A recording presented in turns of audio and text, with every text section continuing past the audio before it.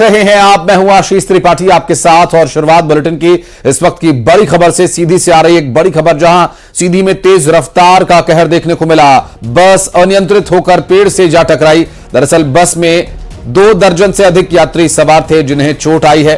5 की हालत काफी गंभीर बताई जा रही है। दरअसल नेशनल हाईवे 39 पनवार हवाई पट्टी के पास पेड़ से टकराई यात्री बस। सतना से चलकर सीधी आ रही थी यात्री बस। सूचना के बाद मौके पर पहुंचे जमुडी पुलिस राहत और बचाव कार्य में जुटी हुई नजर आई। इस दौरान सीधी में हुए हादसे के बाद की स्थिति हालांकि अब नियंत्रण में है।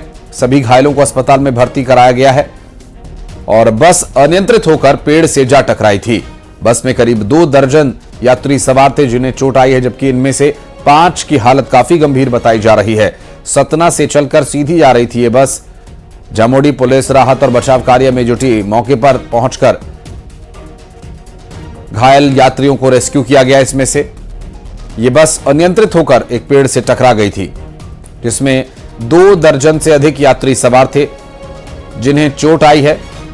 5 की हालत गंभीर बताई जा रही है। और मुख्यमंत्री डॉक्टर मोहन यादव ने इस दुर्घटना के बाद माइक्रो ब्लॉगिंग साइट एक्स पर एक पोस्ट किया।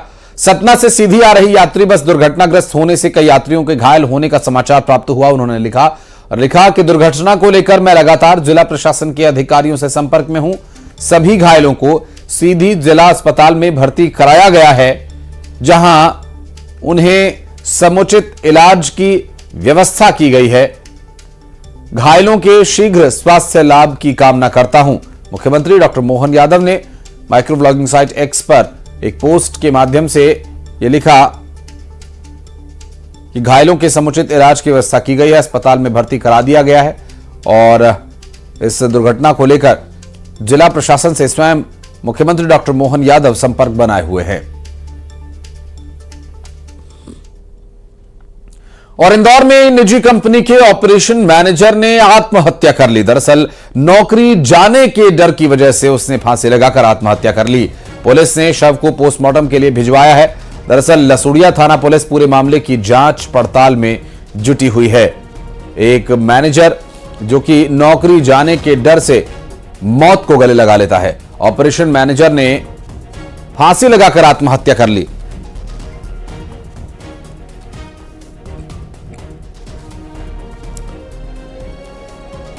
निजी कंपनी में कार्यरत ऑपरेशन मैनेजर ने नौकरी जाने के डर से खुदकुशी कर ली।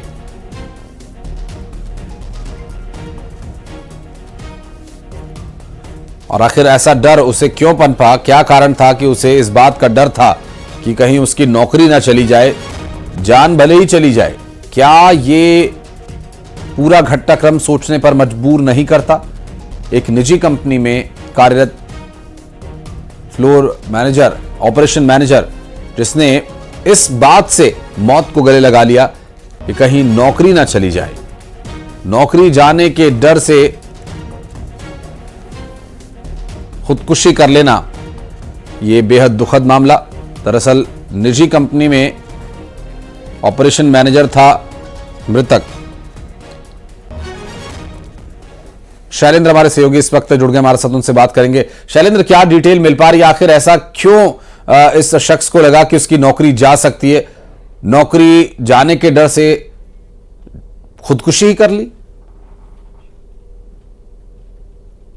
वाला विजय कुमार गुप्ता इंदौर में पेटीएम में ऑपरेशन मैनेजर के तौर पर काम करता था। लसूड़िया थाना इलाके में ये निवास करता था और पेटीएम जो एक निजी कंपनी उसमें ये काम करता था। लेकिन जिस तरीके से कुछ दिनों से पेटीएम कंपनी और आरबीआई जो को लेकर जो तमाम तरह की अफवाहें चल रही है, ये कहे कि जिस तरीके से उसको पेटीएम वॉलेट को लेकर जो तमाम तरह की प्रक्रिया को लेकर जो सवाल खड़े हो रहे थे, तो उससे कहीं ना कहीं वो इस बात को लेकर चिंतित था कि क्या उसकी नौकरी जा सकती है। और यही कारण है कि उसने देर रात जो है सुसाइड किया है, फांसी लगाकर आत्महत्या कर लिए। पुलिस ने इस पूरे मामले में मर्ग कायम करके जांच शुरू कर दी है। बताया जा रहा है कि वह अपनी ससुराल में रहा करता था, ग्वालियर का मूलतः रहने वाला था। फिलहाल लसूड़िया थाना पुलिस जो है उस पूरे मामले की जांच में जुटी, उसकी पत्नी से भी पूछताछ की जा रही है। इसके साथ ही उसके जो सहकर्मी है उनसे भी पूछताछ की जा रही है कि क्या किसी तरह का तनाव था या घरेलू विवाद था। लेकिन प्रथम दृष्टया पुलिस इसको पूरी तरीके से मान रही है कि जो नौकरी जाने का जो तनाव था वो ये युवक झेल नहीं पाया और उसी के चलते उसने ये आत्मघाती कदम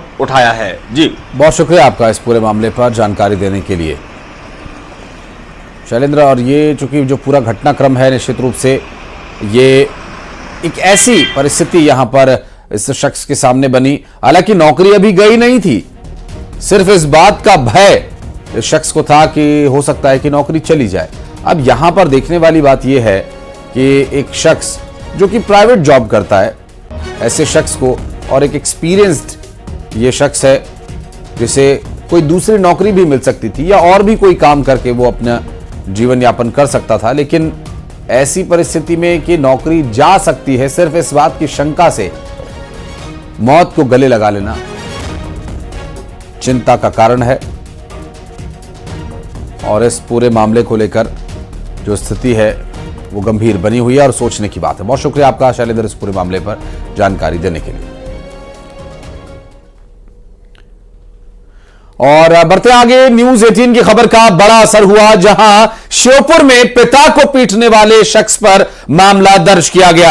आरोपी बेटे और एक महिला समेत 2 लोगों पर एफआईआर दर्ज की गई। आरोपी बेटा पटवारी के पद पर कार्यरत है। पीड़ित बुजुर्ग मानसिक रोगी है। पीड़ित की पत्नी पर भी मारपीट का आरोप है। पीड़ित पुलिस को लोहे की जंजीरों से बांधा पाती है। पुलिस जब वहां पहुंची तो पीड़ित को लोहे की जंजीरों से पुलिस ने बांधा पाया। और जो ये वीडियो है, इस वीडियो में हमने आपको दिखाया था कि अपने पिता को पटवारी पुत्र पीट रहा है और वहां उसकी पत्नी, उस शख्स की मानसिक रूप से बीमार व्यक्ति की पत्नी भी अपने बेटे का साथ दे रही है। और न्यूज 18 ने इस खबर को प्रमुखता से दिखाया, जिसके बाद अब एक्शन लिया जा रहा है। और बढ़ते आगे, खंडवा में बस और डंपर की भिड़ंत का एक मामला सामने आया। दरअसल टक्कर के बाद सड़क से नीचे जा उतरी बस। सड़क हादसे में 15 लोग घायल हुए बताए जा रहे हैं। खंडवा से इंदौर जा रही थी ये यात्री बस और आपको बता दें कि 6 गांव माखन के पास ये हादसा हुआ। घायलों को खंडवा जिला अस्पताल में भर्ती कराया गया है। और हादसे के बाद की कुछ तस्वीरें हम आपको दिखा दें। ये देखिए, सड़क पर हादसा हुआ और टक्कर लगने के बाद बस सड़क से नीचे की तरफ उतर गई। 15 लोग इस हादसे में घायल हुए बताए जा रहे हैं। खंडवा से ये पूरा मामला सामने आया। बस और डंपर की भिड़ंत के चलते ये दुर्घटना हुई थी।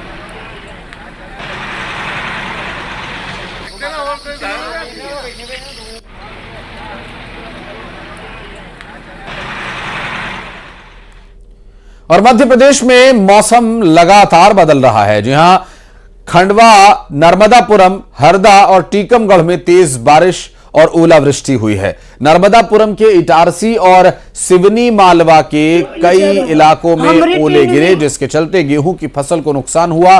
तो खंडवा में आधी रात मूसलाधार बारिश के बाद तापमान गिर गया। इसके बाद ही ग्रामीण इलाकों में ओले गिरने से खड़ी फसल को नुकसान पहुंचा है। बात हरदा की करें तो सिराली और टेमा गांव क्षेत्र में ओला गिरे और ओले गिरने से गेहूं और चने की फसल को नुकसान हुआ। वहीं टीकमगढ़ में भी मौसम का मिजाज बदला। सुबह झमाझम बारिश हुई, ओले गिरे। लिधौरा तहसील के बारी गांव में गिरे ओलों से फसलों को नुकसान पहुंचा है।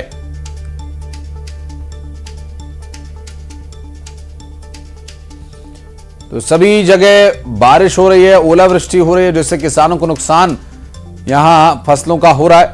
4 तस्वीरें हम आपको दिखा रहे हैं, नर्मदापुरम से, खंडवा से, हरदा से, टीकमगढ़ से।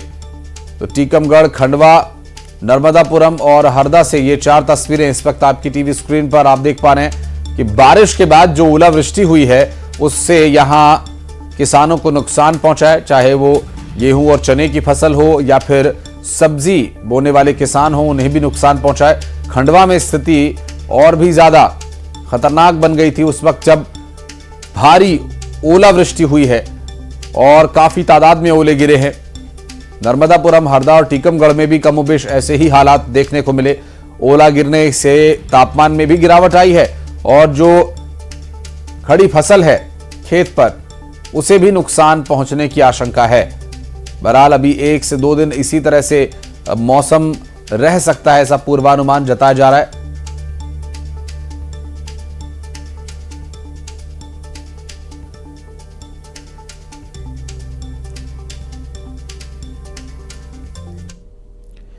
और लिए चलेंगे आपको टीकमगढ़ और खंडवा भी, जहां पर हमारे सहयोगी मौजूद हैं। बात करेंगे हमारे साथ टीकमगढ़ से राजीव रावत इस वक्त जुड़ गए हैं, अमित जायसवाल खंडवा से हमारे साथ जुड़े हुए हैं, शैलेंद्र कौरव नर्मदापुरम से डिटेल्स देंगे, प्रवीण सिंह तंवर हरदा से मौजूद है। सबसे पहले चलते हैं टीकमगढ़, जहां पर बारिश के साथ साथ ओलावृष्टि भी हुई है। राजीव, क्या स्थिति है फिलहाल? देखिए, पूरे बुंदेलखंड क्षेत्र में मौसम काफी बदला हुआ है और 2 दिन से घने बादल भी छाए हुए हैं और तेज हवाएं भी चल रही हैं। आज सुबह टीकमगढ़ जिले के आसपास के गांव में बारिश हुई है और ओलावृष्टि भी हुई, जिससे खेतों में जो खड़ी फसलें हैं उनको काफी नुकसान हुआ है और जो फसलों हैं जैसे चना है, गेहूं है और सरसों की फसल है, उसको काफी नुकसान हुआ है, क्योंकि जो फूल पर अभी फसल आ रही है वो काफी नुकसान उठाना पड़ रहा है किसानों को। सबसे ज्यादा परेशानी हो रही है क्योंकि बेमौसम बारिश ने किसानों की चिंता बढ़ा दी है और लगातार जो सर्द हवाएं चल रही हैं उससे भी जो फसलें काफी नुकसान पहुंच रहा है। और टीकमगढ़ जिले के बारी और जरुआ गांव में आज सुबह जो ओलावृष्टि हुई है, भारी ओलावृष्टि हुई है, जिससे किसानों की चिंता बढ़ गई है। क्योंकि इसका आकलन भी करना होगा कि कितना नुकसान किसानों को हुआ है। राजीव, निश्चित रूप से खंडवा में भी कमोबेश ऐसे ही हालात थे। अमित, क्या स्थिति है फिलहाल? जी बिल्कुल आशीष, मैं बता दूं कि फिलहाल तो मौसम साफ है, लेकिन कल देर शाम से हवाएं चलने लगी थी, बादल छाया और उसके बाद आधी रात को तेज बारिश हुई और हरसूद जो क्षेत्र है खंडवा जिले का, वहां काफी ओलावृष्टि हुई है। किसानों को सबसे अधिक इसका नुकसान उठाना पड़ रहा है। गेहूं और चना की फसल काफी प्रभावित हुई है। इस वजह से किसान वैसे ही परेशान थे। इस बार जो कोहरा अधिक छाया था तो उस वजह से गेहूं और चना की फसल को नुकसान हुआ था। ये दूसरी बार है जब किसानों पर बेमौसम बारिश और ओलावृष्टि की मार पड़ी है। किसान अपने खेतों पर पहुंच रहे हैं और जब अपनी फसलों को देख रहे हैं तो उनके पास आंसू बहाने के अलावा और कोई चारा नहीं बचा है। अब वो प्रशासन से और सरकार से उम्मीद लगाए बैठे हैं कि ये जो प्राकृतिक आपदा है इस पर प्रशासनिक मरहम लगे, सरकार उनकी तरफ ध्यान दे और उन्हें कुछ राहत दी जाए, क्योंकि लगातार फसलों पर इस तरह से प्राकृतिक मार पड़ रही है, जिसकी वजह से किसान काफी परेशान है। और हरसूद क्षेत्र के अलावा जो आसपास का क्षेत्र है खंडवा जिले का, वहां भी कुछ इसी तरह की स्थितियां बनी है। मौसम विभाग ने यह भी कहा है कि आने वाले 1-2 दिनों तक इसी तरह के हालात बने रहेंगे। और क्या इसके बावजूद किसानी फायदे का सौदा बन पाएगा? शैलेंद्र कौरव के पास चलेंगे, नर्मदापुरम में क्या हालात हैं, ताजा अपडेट के लिए बात करेंगे शैलेंद्र से। जी शैलेंद्र। जी आशीष, यदि नर्मदापुरम की बात की जाए तो बीते 2 दिन से जो है वो मौसम बदला सा नजर आ रहा था, धूप नहीं निकल रही थी। इसके बाद पश्चिमी विक्षोभ और उत्तरी हवाओं के कारण कल रात अचानक ओलावृष्टि और बारिश हुई है। नर्मदापुरम में बारिश हुई है और इटारसी और चुनी मालवा की बात की जाए तो अधिकांश क्षेत्र में ओलावृष्टि हुई है। आंवले के आकार के तकरीबन 50 ग्राम के ओले जो हैं वो यहाँ पर गिरे हैं। सबसे ज्यादा इसका असर जो है वो किसानों पर पड़ता दिख रहा है, क्योंकि गेहूं की फसल और दलहनी फसल में चने की फसल जो है वो बिल्कुल फली पर थी और झुक जाएगी। इससे जो है दाना वो बेहद कमजोर हो जाएगा। कृषि विभाग जो है वो फिलहाल आंकड़े जुटा रहा है कि कहां कहां ओलावृष्टि हुई है और इसका आकलन करा के किसानों को मुआवजे की जो कार्रवाई है वो की जाए। फिलहाल 29 तारीख तक इस प्रकार का मौसम बना रहने का अनुमान है, लेकिन यदि यही हालत रहे तो नर्मदापुरम जो है वो गेहूं के बम्पर उत्पादन के लिए जाना जाता है, लेकिन इस बार बेहद कमजोर प्रदर्शन गेहूं का जो उत्पादन है वो रहेगा। आशीष। प्रवीण, अभी 2 दिन और पूर्वानुमान जताया गया कि 2 दिन और इसी तरह से बारिश हो सकती है, ओलावृष्टि हो सकती है। हरदा में क्या है मौसम की स्थिति फिलहाल?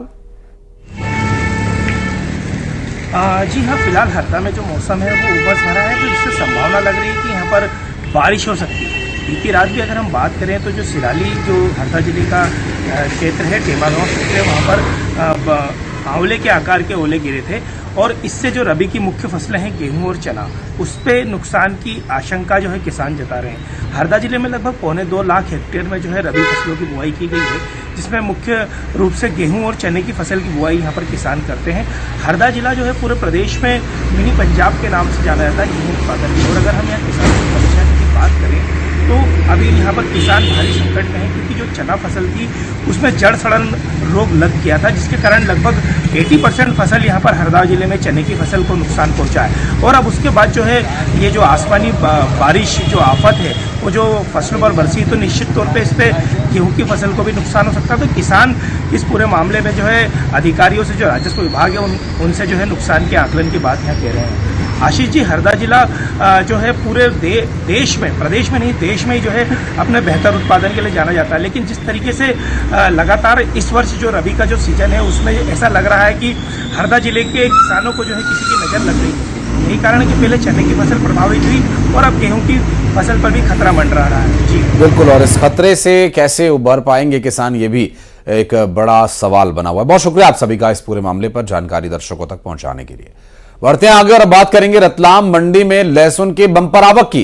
जी हां, कीमत गिरने से बंपर आवक जारी है। 1-1 किलोमीटर तक ट्रॉलियों की लंबी कतार लगी हुई है।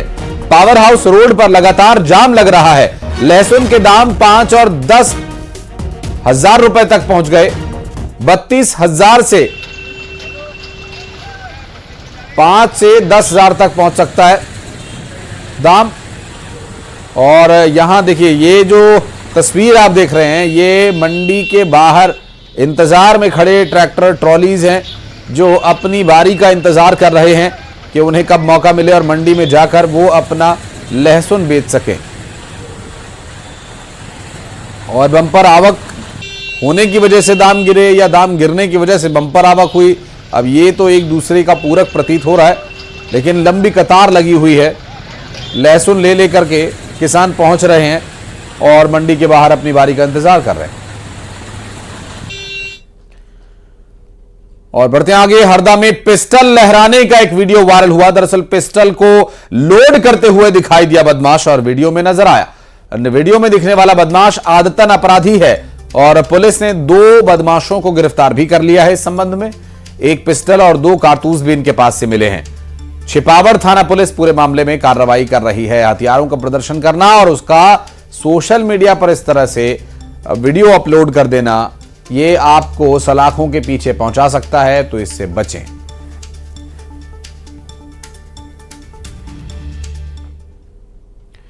और बढ़ते आगे, अब नजर डालेंगे खबरें 2020